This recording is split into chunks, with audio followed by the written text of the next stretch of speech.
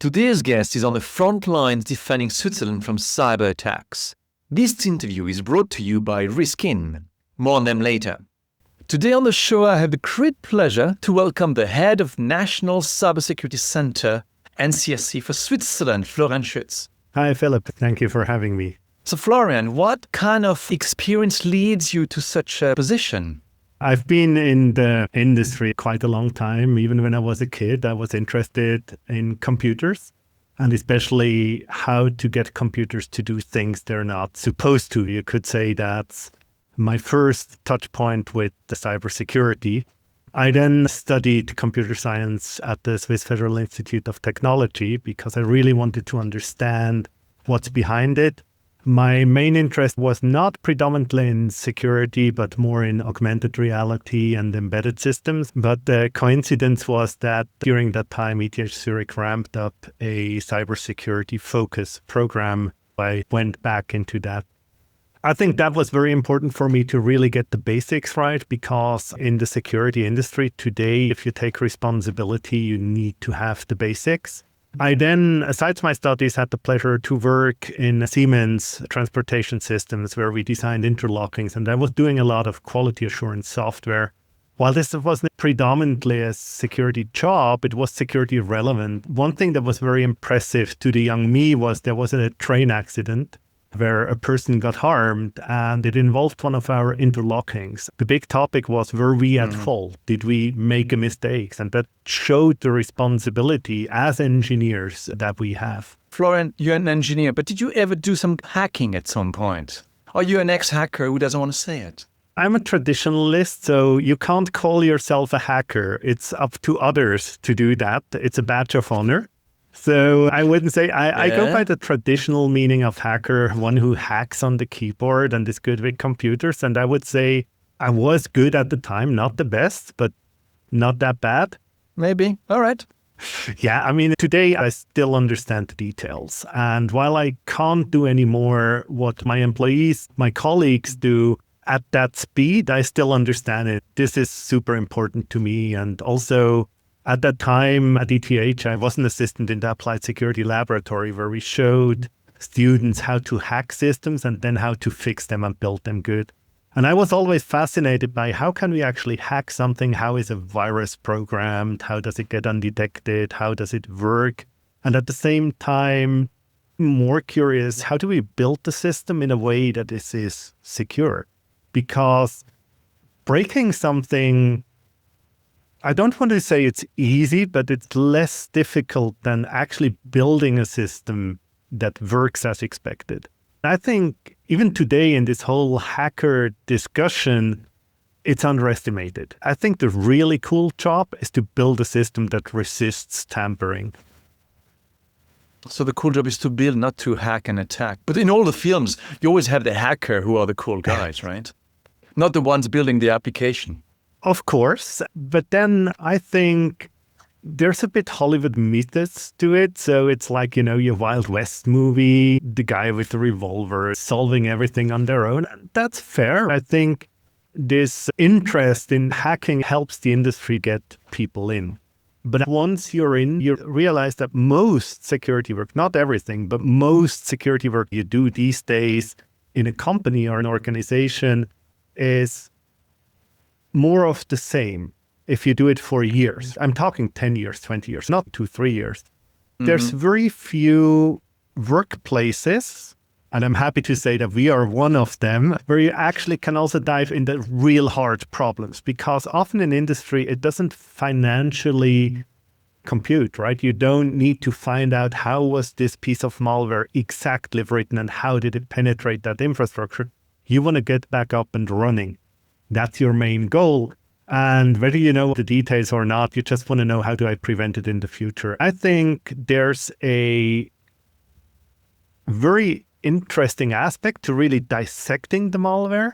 But with most of the attacks you see, if system wasn't fixed there, something wasn't fixed there, and that then gets frustrating for the security researchers. It sounds like you go into the malware, you look how it's built, or what exactly does your team do? Sometimes we do. The important thing is I have different teams. And I personally believe in all areas we are doing interesting and important work. As with every job, there's boring work that just needs to get done. So don't get me wrong, it's not all sunshine and rainbows. But the thing is, so when we talk about the technical team, the GovCert, the analysis team, on one hand, they collect threat intelligence. This could be that a researcher gives them information already nicely prepared and they just verify it. Sometimes we get asked by collaborators, we have this piece of malware or we have this data flow.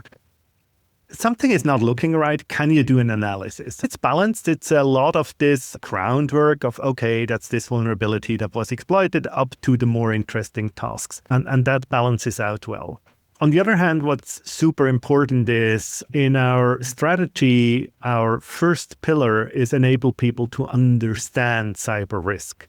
Because in the end, it's not our task as a National Cybersecurity Center to protect you. Our task is to enable you to protect yourself. You're an adult, you can care for yourself, you can decide the risk that you want as long as you don't harm others.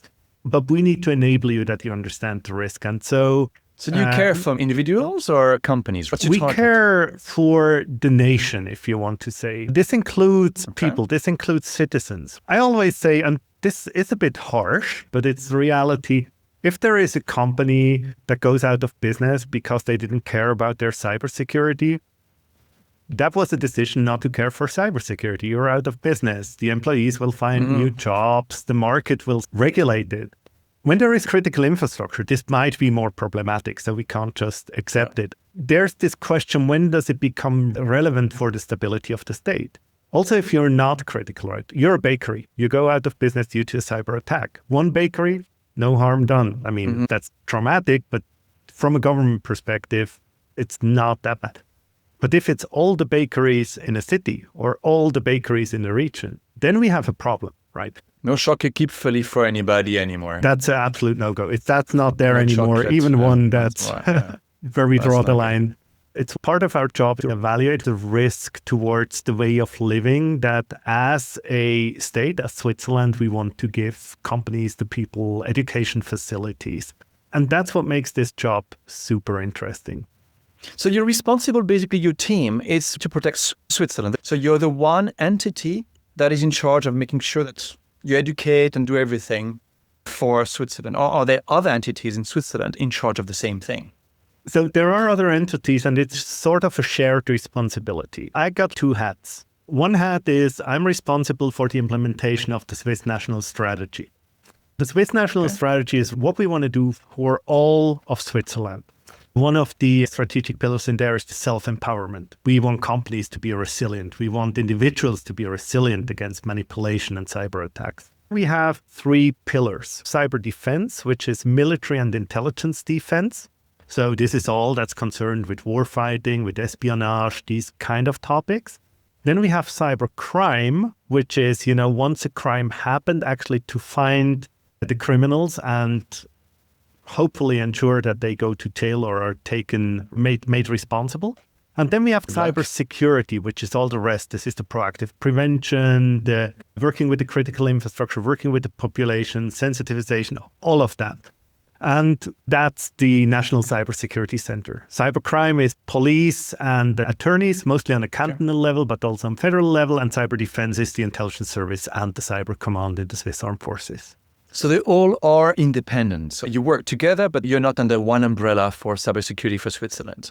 So the one umbrella is the strategy. And in the strategy, we set the goals. And the different organizations contribute to those goals. But I can't command them. That's not how this works. And I also think that's a strength of the system because they think for themselves, how do we actually contribute to the strategic goal? The armed forces can say, in case of an armed conflict, that's the priorities that we should have because they have the expertise. But there is a goal in the strategy that allows them to contribute. And they can say, if we build up these capabilities, maybe we could also contribute here and here. And the second very important part is that the responsibility is shared. For example, a canton is responsible for the cybersecurity in their canton. This is not a federal responsibility, but we can enable them to go there and support. The strength of this national strategy is that we have the same goals and they will evaluate on common grounds how good do we achieve them. We implemented a steering committee which consists of representatives from industry, civil society, administration, and the education sector. And they will basically judge how well a job did we in implementing that strategy. And that was important to me because in the past version, I just said, well, good job, Florian, well done. There should be an entity that can be critical about one's own work, and that's what we set up. All these cybersecurity entities, you report into the strategy, but is there someone in the Swiss parliament responsible for the overall picture? So for the strategy, the responsibility is with the Federal Council and the cantons. I am directly reporting to the Federal Councillor, who's the head of the Department of Defense, Civil Protection and Sport, Mr. Pisto. He's my boss, so he can set the priorities, but in the end, it's the Federal Council that accepts the strategy. So, of course, he will set the priorities according to the overarching need. And then the cantons have their own process. It was important for us that the cantons accept this strategy because you can't just implement it on a federal level. You need to implement it on all government levels. That's more the structure, but do you have some crazy stories? Any cyber attacks onto the country in the past few months that you can tell us about? There are a lot of attacks. I can't go into specifics because we protect the identity of the victims. We also have this mechanism where basically, maybe you're aware, we implemented a reporting duty 1st of April, where critical infrastructure needs to report. One of the strong guarantees is that we will not forward that information without their explicit permission. We encourage companies to go to the police and collaborate with the police, but if they don't want to, they don't have to. This could be because they maybe made a grave mistake and that's why they became a victim. We're not blaming, we're not judging, we're here to help. I can talk about certain things that we either published or I can anonymize them. One of the more interesting things that was also more in the public perception was when we did the protection of the Bürgenstock conference, the Summit for Peace in Ukraine, which happened in the Bürgenstock resort. This was very important because that's a geopolitically exposed event. What we did there is my office basically took the coordination of all cyber activities in their own hands. We have a digital platform where we onboarded police, intelligence service, private companies, foreign entities that support. We did a proper risk analysis and then worked with the industry to fix the vulnerabilities. One thing that we knew is there will be denial of service attacks. So that's attacks where people overload the infrastructure so it doesn't respond anymore.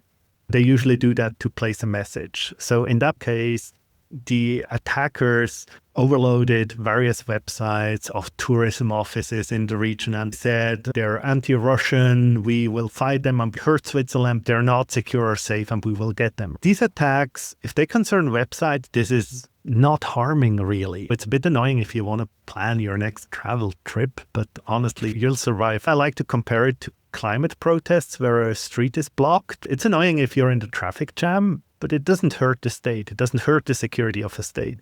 Our main concern was not with the attack itself, but with the public perception. Because before the event, there were experts calling themselves experts, going into the media and saying, there's the big Russian attack and this will be terrible for Switzerland and we can't protect and the government is not ready. It's hard for people to say, is this really an expert? Is this really based on data? Is it based on statistics or is it opinion making? Is it sales and marketing because companies want to sell security products? Of course. Our concern was if the media picks it up and sort of says, well, these are big attacks, that could actually make people not to join the conference because they think it's not secure, or it might impact the reputation of the conference. One thing we did is we worked with different tourism organizations so they would get protection. We also provided intelligence. Every day you can see who they plan to attack. So we shared that. You're on the plan for attack. Please prepare. At the same time, our communications office worked with the media to give them as transparent information as possible. Just to make sure. How did you know they were planned to be attacked? How did you get this information? So in that particular case, they are actually asking the public to support, right? They ask you, do you want to participate in this attack? And you say, yeah, support your political narrative. I'll use my computer to attack that. So you join a network, download an application, and your computer now willingly participates in that attack. They have to publish the list. So your computer downloads that list. This is more or less public if we can download it. That's how we see it. And it's an inherent part of the mechanism how this attack works. There are other groups that don't do this publicly. There it's a different story. But in that case, it's rather straightforward and easy, actually. So people just download and say, I would like to tamper with that conference. I disagree with it. I download this app on my computer and I'm part of this attack, basically. Absolutely. And, sometimes they're just curious. Sometimes they support the cause. Sometimes they're in it for the money because the biggest contributor gets a little money. Though being the biggest contributor is kind of difficult. But yeah, people have different motivations, right? And I mean, can you be sued for that? If I download this app on my computer, can I be sued for that? Not for downloading the app, but for actually being in the attack. Okay. If you harm another computer, in the law, you're not allowed to do these kind of actions. So what we usually do there is, these are a lot of individuals, right? If you have a provider where you see there's a computer abusing that, we don't know whether you do it on purpose. We don't know whether your computer has been hacked. We don't know whether that's your underage son that does it or daughter. Usually we just send an abuse message to the provider and telling them, look, that's the systems that are misbehaving. Please block them. And then it's up to the provider to do so or not. And usually providers will do, but there are other providers that don't. It depends on which countries they're located in, and maybe there are several providers involved in the process. I'm not talking about the DDoS attacks anymore, but there are other cases where we see that infrastructure from Swiss providers is used to launch attacks. This can be an infected computer from a corporate client. This could be an attacker actually attacking corporate clients in a network with a provider. We do share information with internet service providers where we tell them, look, that's what we know about the criminal infrastructure. Maybe if you block this and this, then your clients are safer. Or if you block this and this, you will ensure that this actor is less successful. Now we have the issue that some providers take it very seriously, actually the majority, but there are some that say it's freedom of speech. No, it's not, it's criminal. So it's not freedom of speech, but they argue and say we are not blocking anything. Now, that's their narrative. I sometimes, having worked on the commercial side, read it more as we want to sell our security services. We don't want to do something for your security without you paying for it. But that's my view. Are you being cynical, Florian? Yeah, I've been in the industry too long, right? Okay, no, so it's experience, not cynicism. Well, I think the two go hand in hand in this industry. The important thing is we need to look at the economics as well. When we talk cybersecurity, we tend to focus on the attack, the defense. And that's a rat race, really. The attacker will have a new version of attack. The defenders will have a new version to defend. Most companies don't do the minimum. That's why they are vulnerable. Most attacks today are super simplistic. You don't need any sophisticated things. That's a race where we can really make a difference by figuring out the economics behind security. Successful countries that are very mature in cybersecurity build an economic system that encourages organizations to build secure systems, that build up a market where you have access to security products that actually keep what they promise, that you have transparency in the market. That's a huge aspect. Who is the best student in class? Who's doing very well?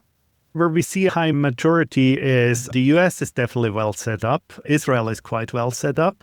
We also see that Russia has a setup that works for them. Now, I'm not judging whether it's positive or negative. China has a pretty strong cyber footprint. China understood early on, like 10, 15 years ago, that tech influence, dominating tech markets is very important for geopolitics.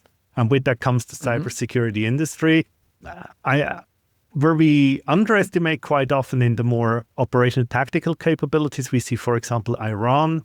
Turkey embraced cyber quite a lot. That has calmed down a little bit, but like 5 years, 8 years ago, I would say it's a diverse set. The most dominant examples are usually China, Russia, Israel, US, which are some of the heavyweights.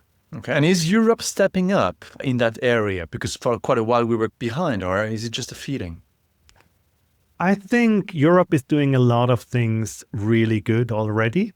Whenever I have discussions with my colleagues from Europe or even international discussions, Europe makes sure that the way we do cyber is compatible to our view of democracy.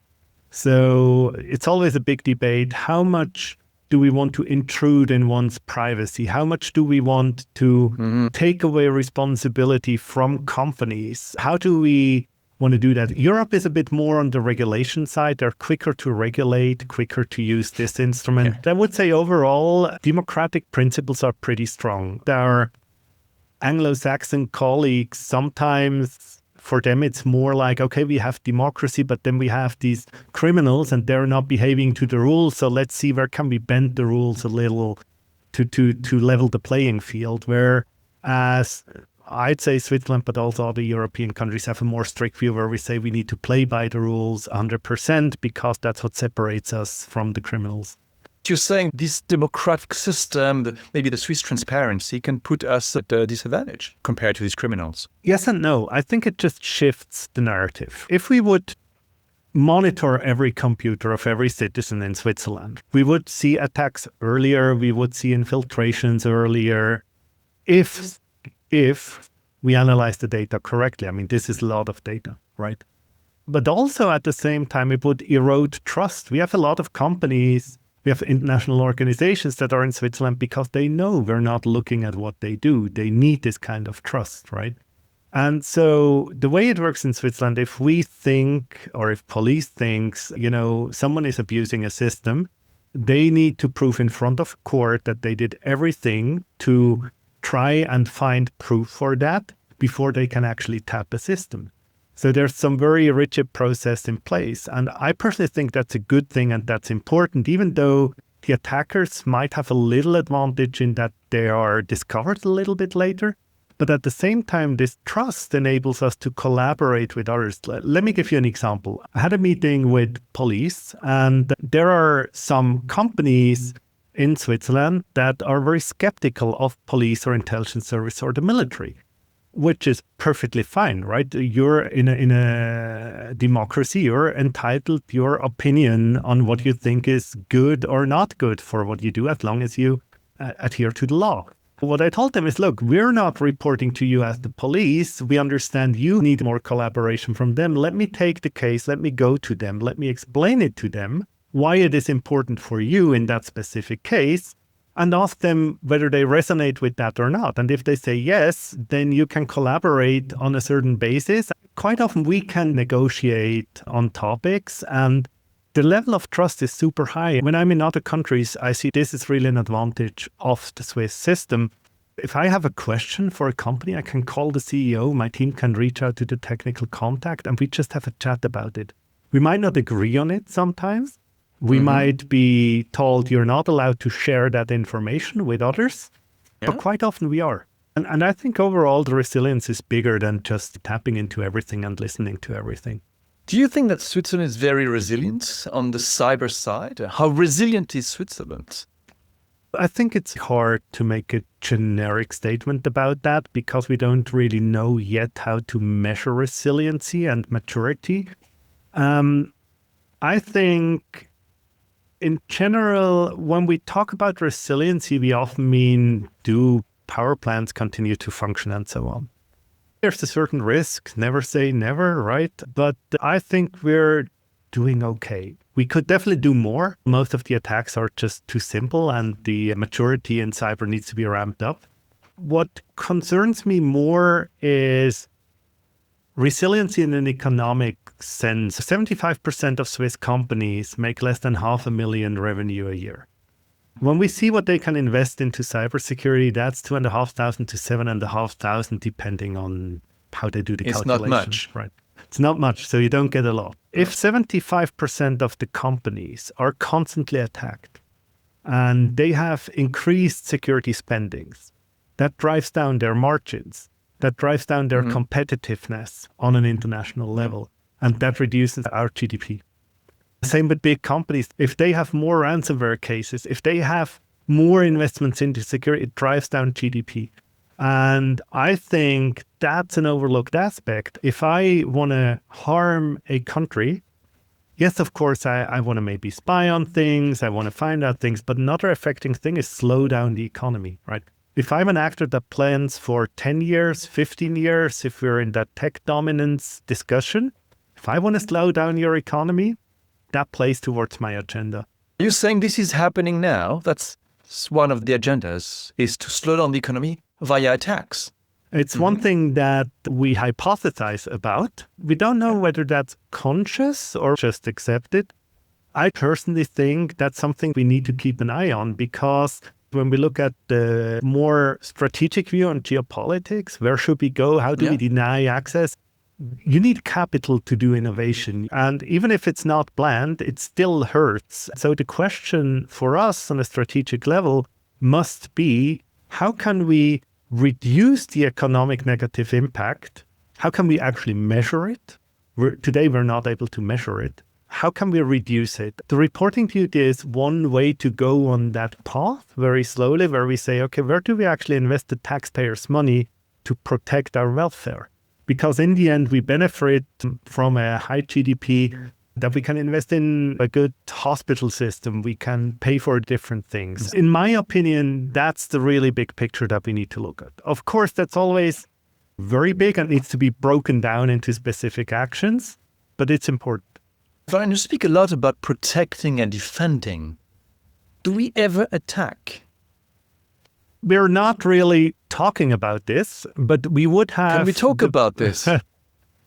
No, we can't. But what I can tell you is what's the legal basis below it. There are different ways. For example, in a conflict, the military, under military law, can attack if we're at war with a country.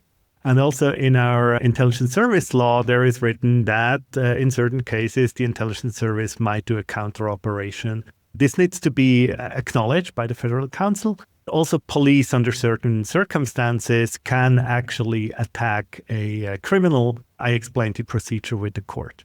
So we have the law. What we do with it, I leave it up to you.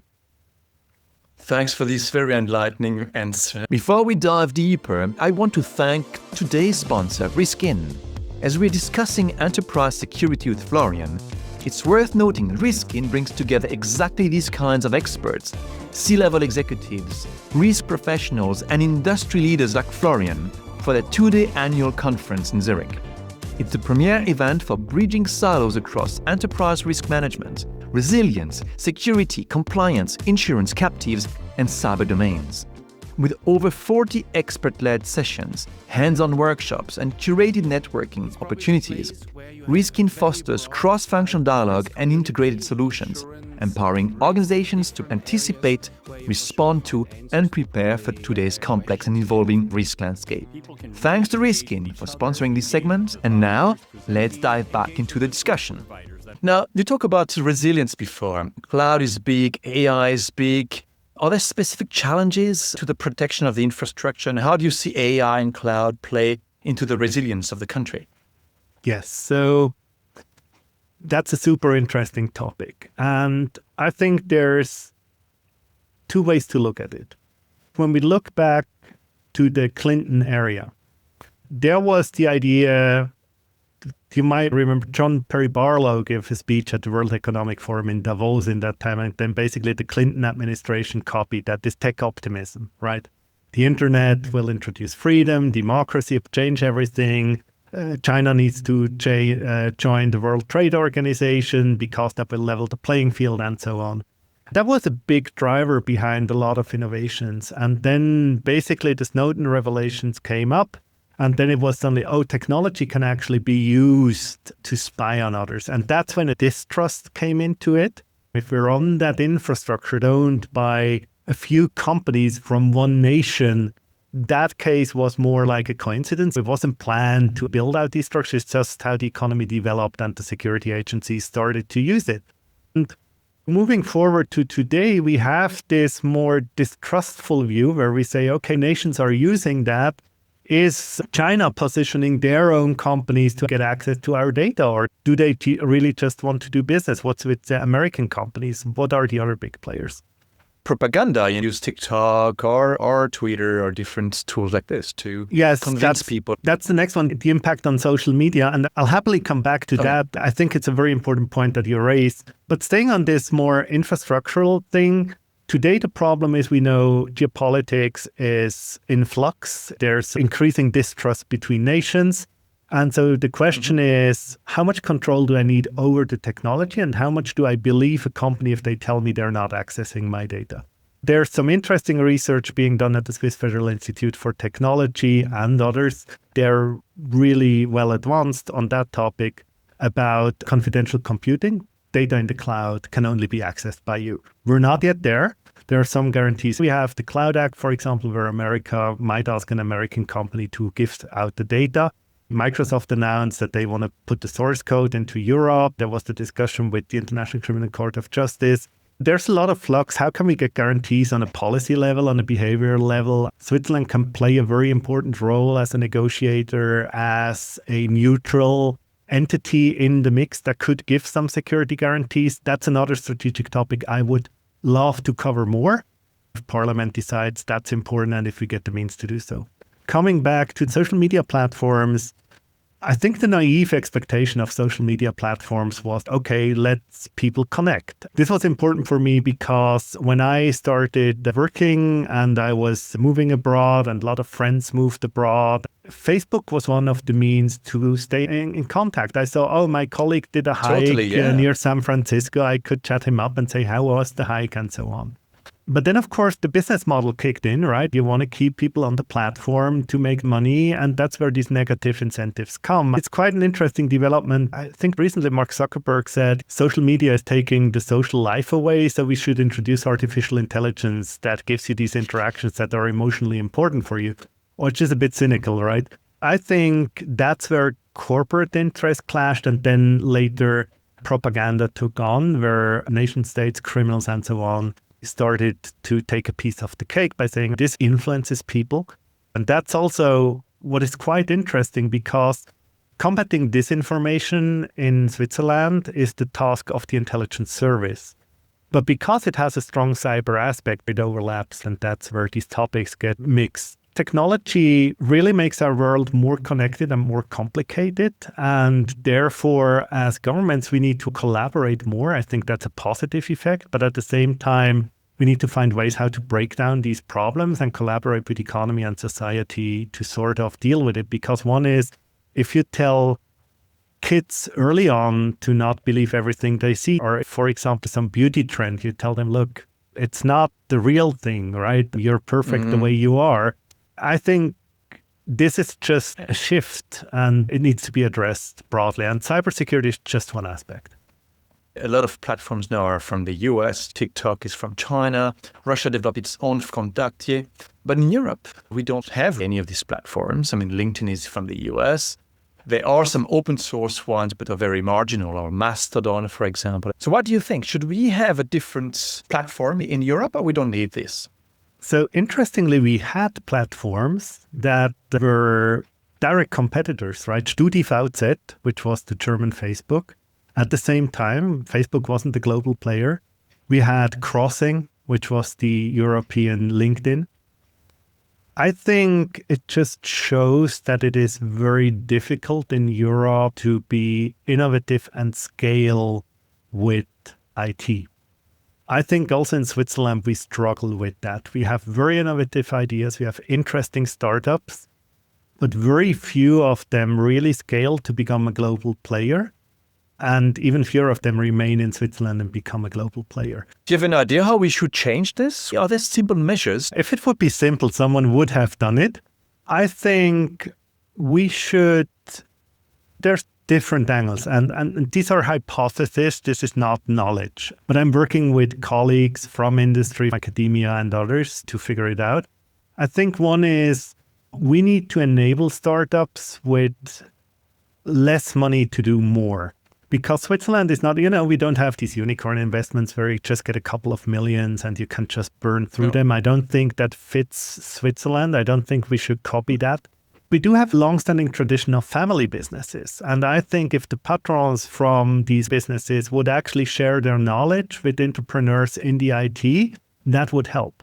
If we build up models where we can say, look, there's a innovation center, you get free office space for 2 years.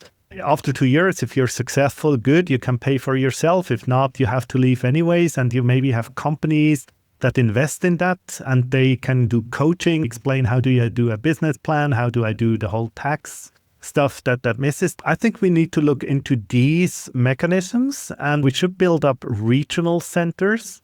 We need to look at it also from a Swiss perspective and in a European setting where we discuss market access. I know that's not the definite answer and that's not the solution. I think we did some good initial impulses with, for example, the Cyber Defense Campus that works with academia but also works with startups. I just think we need to rethink, reevaluate these structures because time moves on and the government can't fix it. As a government, we usually don't understand the economy the way we should. We're an administration, we're not the economic heavyweights. Quite often, Swiss entrepreneurs are a bit naive. They don't understand the competitiveness of the... They're going to like this, your friends. Yeah, I mean, they are used to that. I tell them all the time. I like to give this example. When I worked in the fashion industry, we knew Amazon cannot compete on the product. You're not buying fashion at a bookseller. You're buying jeans, you're buying a t-shirt, not fashion. So what are they going to do if they want the market? They buy all the advertisement space and they buy all the fashion shows. Done. You wait 2-3 years with a 3 to 4% margin, you're out of business. And then they take over. It's what Microsoft did in the early days with the competitors. They bought them, and if they couldn't, they sued them. And I think Swiss startups need to understand that you don't win in a market solely with technological superior products. And I think you don't need to be aggressive to do that, but you need to have a clear plan how to actually conquer. Quite often, and I think that's something that in the government we had a lot of discussion a couple of years ago when I joined mid-2019 is how can we make it easier for startups to sell to the Swiss government? In other countries, it's usually, you sell to the government and you got a brand and you move on. Honestly, if I would have a startup, I would not sell to the government because leading that bid would be too expensive for me. Yes. We introduced mechanisms with sandboxes where you can easily make an offer, get accepted, do a little project, and that can help you to charge the brand. But if you then want to really supply a big solution to government, that's a procurement process that is rather complicated. So you might be faster with private companies.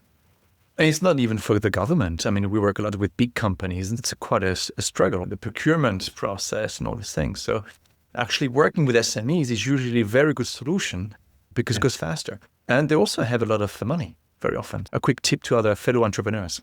Yeah, absolutely. And I also think you learn along the way, right? Whatever methodology you take, I like the lean startup methodology. You're having your problem solution fit. What I learned, I never did it for a startup, but I built up organizations within organization. I built up the NCSC. And one thing I learned, the ones you do business with first are not your best customers usually, because they help you get started and expect a special treat for that. While they are super important, they're probably not the ones where you make the money. So you don't want to go to the big accounts first.